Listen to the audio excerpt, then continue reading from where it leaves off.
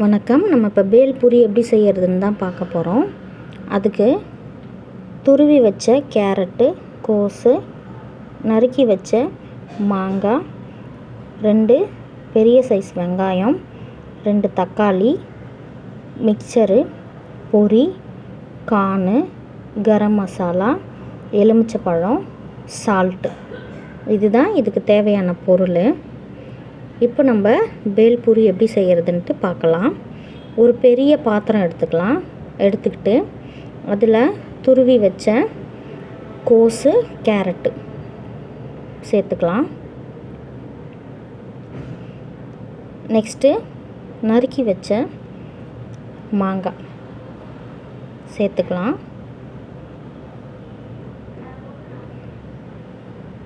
அடுத்தது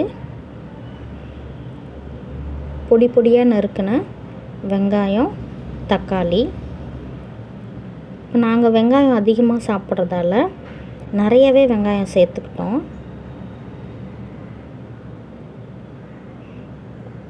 அடுத்தது கரம் மசாலா சேர்த்து இப்போ எல்லாத்தையுமே மிக்ஸ் பண்ணிக்கலாம்.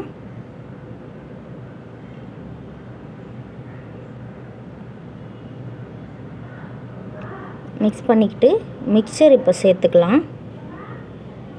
மிக்சர் சேர்த்து அடுத்தது பொரி சேர்த்துக்கலாம்.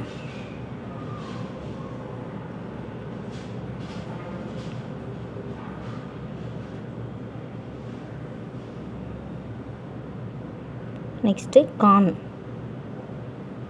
கார்னையும் சேர்த்துக்கலாம்.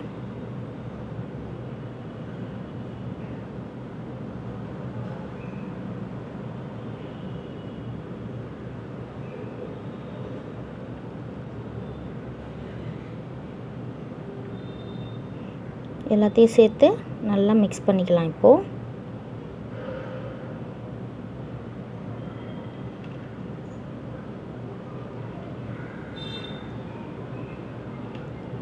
இன்னும் கொஞ்சம் கரம் மசாலா சேர்த்துக்கலாம்.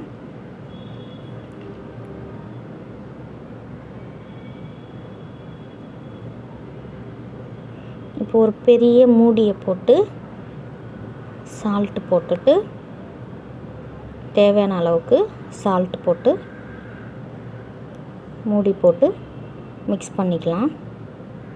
ஏன்னா கரண்டியில் மிக்ஸ் பண்ணால் வெளியில் தெறிக்கும். அதனால் மூடி போட்டு மிக்ஸ் பண்ணிக்கிட்டு லெமன் புழிஞ்சு விட்டுக்கலாம்.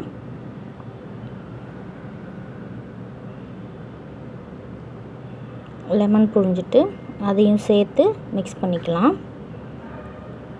ஃபைனலாக மல்லித்தழை சேர்த்துக்கலாம்.